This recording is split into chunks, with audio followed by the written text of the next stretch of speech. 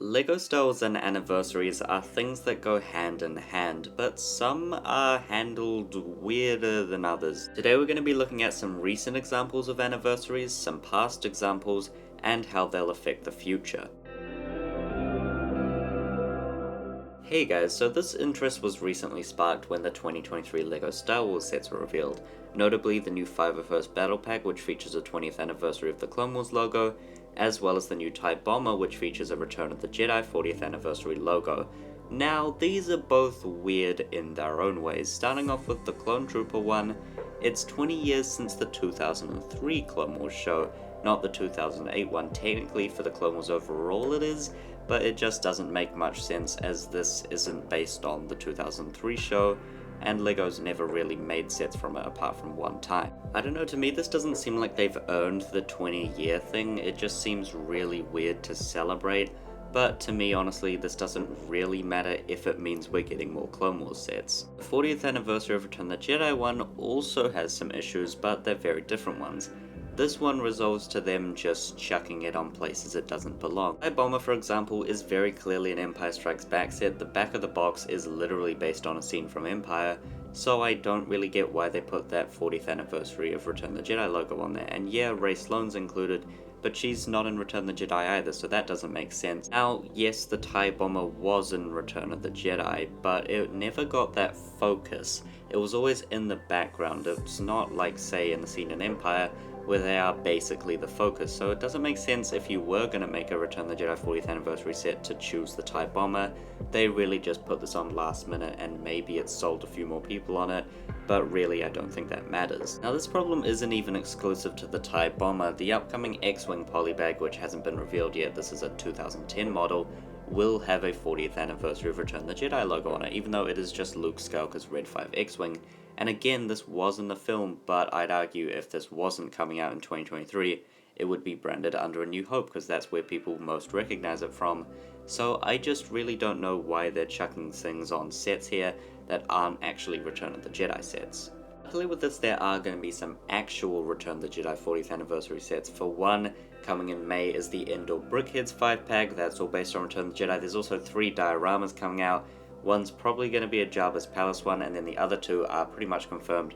They're a Death Star 2 throne room duel, as well as a Speeder Bikes one, so those are all coming. There's even a chance of a third helmet being based on Return of the Jedi, and maybe even the UCS set. So luckily for these 2 anniversaries next year, the problems are minimal, and honestly don't really matter. There are honestly some positives of celebrating these rather than negatives, but that doesn't mean that they are all perfect. So let's look back at, for example, last year, where the only real one was the Attack of the Clones one. And how was this celebrated? Well, kinda with one Attack of the Clones set, which was Obi-Wan's Jedi Starfighter. Now there was also the Clone Trooper Command Station, but neither of these actually included a logo to commemorate. And I think the funny thing about this anniversary is that we basically got the perfect 20th anniversary set just a year early with the UCS gunship.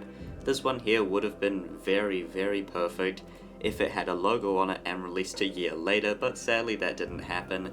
I guess maybe in the end it's for the best, but the fact that we didn't get any big set for Attack of the Clones is kinda sad, and I'm sure a lot of us would have liked a Geonosis Arena or a Republic gunship, but I think we all knew deep down not to expect that. In terms of more historical LEGO Star Wars anniversaries, I use that very much figuratively, but ones that come to mind are definitely the 20th anniversary sets, which I think is hands down the best anniversary LEGO Star Wars got. It kinda folded the entire year around that wave and it was great. Originally we got 5 sets in April, which were all like great choices. Some of them were a bit weird, but they all worked out very well, and then throughout the year we got some random things like promos and polybags and all that stuff that had the logo on them, so it was really nice.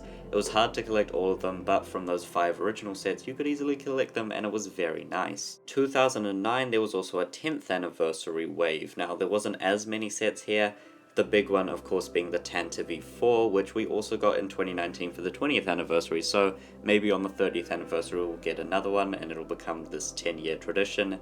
Either way, that was also a pretty nice anniversary, though I do think the 20th anniversary one was better. There was also a lesser known 15th anniversary. I don't think LEGO actually acknowledged this, but this is an image from a catalogue which I have in hand, and it clearly shows off a logo there. I don't think there are any sets that have this on them as far as I know, but it's just something they kind of acknowledged here. When you take a seat back and look at these sets with that idea that came out in this year, you can see like the AT-AT, the Star Destroyer, Mos Eisley Cantina, and lots of Revenge of the Sith sets and go, yeah, that actually makes sense for a 15th anniversary, so maybe they kind of knew it and made sets for that, or it's just a coincidence. In terms of Star Wars anniversaries and not LEGO Star Wars ones, the biggest one recently was probably the 40th anniversary of Empire Strikes Back one. Of course, that was on the AT-AT.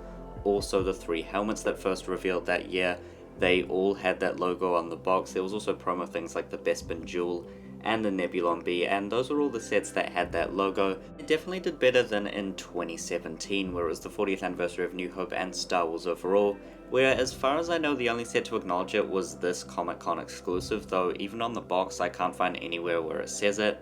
Now of course in 2017 there was also the year that the UCS Millennium Falcon released, and that was technically kind of a celebration of that.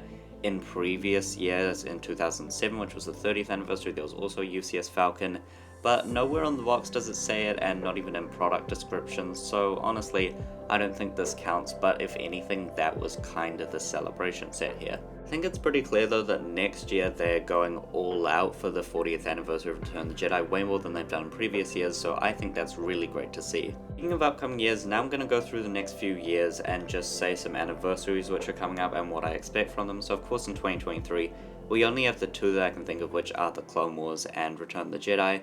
Those are the ones that we know they're celebrating, and I think they're the only ones they're going to celebrate because I can't think of anything else. 2024 is going to be a big one, and I think this is going to be one of the biggest years for LEGO Star Wars yet.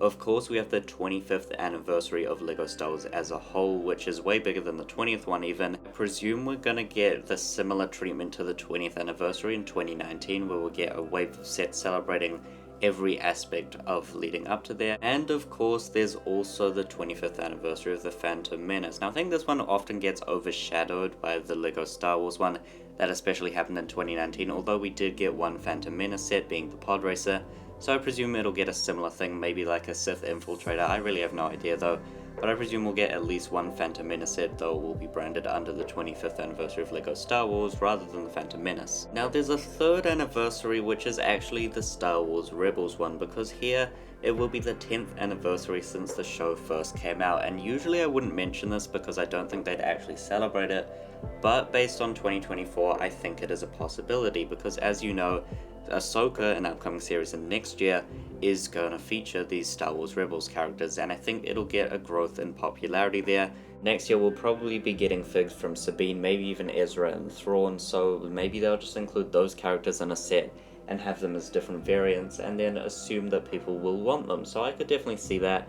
Just some remake, maybe just a small thing like the Phantom. I wouldn't even expect a Ghost. I would love a Ghost, but I just don't think that's going to be happening. Of course, the Star Wars Rebels sets didn't sell great back then, but I think maybe one set could be what we'd see, and it probably wouldn't even get a Star Wars Rebels branding.